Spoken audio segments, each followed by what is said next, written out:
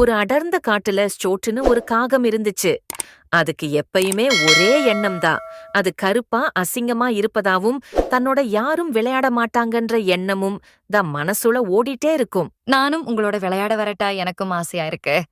உனக்கு எவ்ளோ தைரியம் இருந்தா எங்க கிட்ட வந்து இப்படி கேப்ப? நீ கருப்பா அசிங்கமா இருக்க, உன்னோட விளையாண்ட நாங்களும் உன்ன போல மாறிடுவோம். முடிஞ்சா நீ எங்கள போல அழகா ஆயிட்டு வா, ஆபரம் பார்க்கலாம்.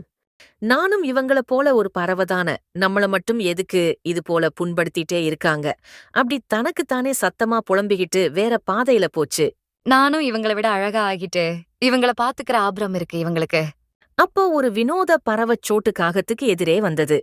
அது ஏதோ மந்திர வார்த்தை சொல்லிக்கிட்டே வந்துச்சு. நீ எதுவும் பேசாத உன்னோட பிரச்சனை என்னன்னு எனக்கு தெரியும். கூட மட்டும் வா. நீங்க யாருன்னே தெரியல, உங்களோட நான் எப்படி வர்றது? உங்களை இதுக்கு முன்னாடி நான் பார்த்தது கூட கிடையாது. உங்களை நம்பி எப்படி வர்றது? நீ மத்த பறவைங்களை விட அழகா இருக்கணும்னு நினைக்கிற இல்ல அப்படின்னா என் கூட வா.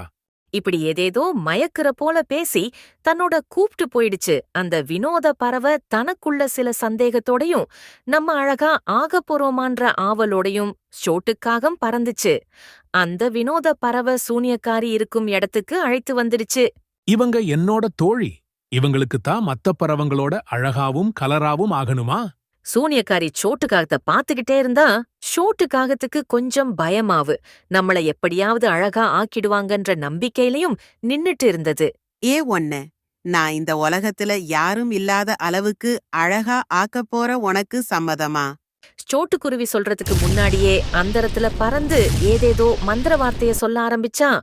அப்போ தெரியல, சோட்டுக்காகத்துக்கு தான் பெரிய பிரச்சனையில் மாட்டப் போறோன்னு சூனியக்காரி சொன்னது போலவே ரொம்ப அழகாவும் கலராவும் மாத்திடுச்சு. நான் சொன்னது போலவே கூப்பிட்டு வந்ததுக்கு உனக்கு நான் பரிசு தர நாளைக்கு ஒரு நாள் தான் அப்புறம் நினைப்பா ஏன் நம்ம கிட்ட வந்தோன்னு. அப்படி சொல்லி சூனியக்காரி சிரிச்சா. தான் அழகான மறுநாள் காலையிலேயே தன்னை கேலி பண்ணவங்க கிட்ட போச்சு. நீங்க ஏதோ சொன்னீங்க என்னால எல்லாம் அழகா ஆக முடியாதுன்னு. இப்ப பாத்தீங்களா உங்களை விட எவ்வளவு அழகா ஆயிட்டுன்னு? அத கேலி பண்ணவங்க எல்லாம் எதுவும் சொல்ல முடியாம வாயடைச்சு நின்னாங்க. பொழுது விடிஞ்சது. சூனியக்காரி சொன்ன அந்த நாளும் வந்தது. எப்பவும் போலதான் அழகாதா இருப்போன்னு நினைச்சது சோட்டு. போய் கண்ணாடிய பார்த்ததும் மிரண்டு போனது. என்ன கொடுமை இது? நான் அழகாதானே இருந்தேன். இப்படி எப்படியான எல்லாத்துக்கும் காரணம் அந்த சூனியக்காரியும் அந்த பறவையும் தான். அவங்கள சும்மா விடமாட்ட. அப்படி பேசிட்டு ரொம்ப ஆக்ரோஷமாவும் கோவத்தோடையும் பறந்து போச்சு. முழு புலிமுக பறவையா அது மாறிடுச்சு. அப்ப ரோட்ல தன்னை கேலி செஞ்ச பறவைங்க போனது இவங்களாலதான் நம்ம இப்படி ஆனோம்னு கையில கத்தியோட விரட்டிக்கிட்டு போச்சு. நீ எதுவும் பேசாத. அப்படி சொல்லிட்டு கடவுள் தன்னோட சக்தியால மறுபடியும் பழைய உருவமான காகமா மாத்துனாரு. காகத்தை கூப்பிட்டுக்கிட்டு சூனியக்காரி இருக்க இடத்துக்கு அழைத்து சென்றார். உனக்கு எவ்ளோ தைரியம் இருந்தா எங்களுடைய படைப்பையே மாத்தி அமைக்க பாப்ப? உன்னை நம்பி வந்த காகத்தையும் அரக்கியா மாத்திட்ட. உன்னை சும்மா விட்ட எல்லாரையும் இது போல பண்ணிடுவ, உன்னை அழிச்சிட்ட.